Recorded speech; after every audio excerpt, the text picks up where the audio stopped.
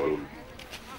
Slabá koruna zdražila řadu věcí a reagují i mobilní operátoři. Ceny telefonů šly na začátku měsíce nahoru až o 1/5.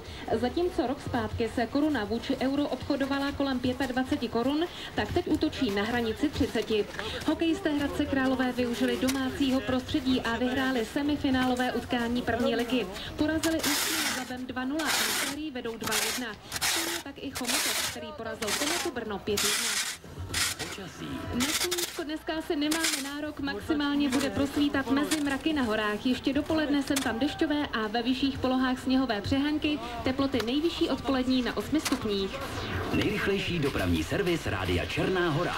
Teď už jedeme na východočeské silnice, zdravím všechny řidiče, samo sebou i řidičky, pokud míříte do Liberce, tak v Kunratice se buďte opatrní, je tady neprůjezdný jeden jízdní pruh, a to z důvodu převráceného vozidla. Tak to byly nejrychlejší dopravní informace. Máte nějaké hlášení pro ostatní? Dejte vědět, volejte bezplatnou linku.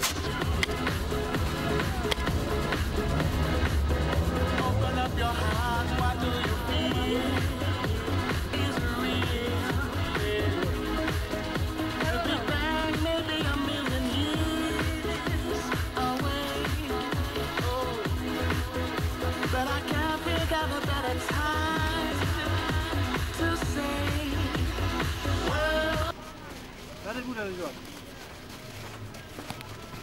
Můžeme? No.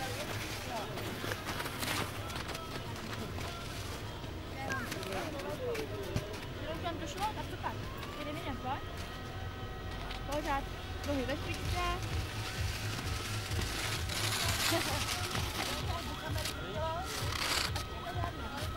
Tak to je. Bacha na křtě. Špičky k sobě, jo?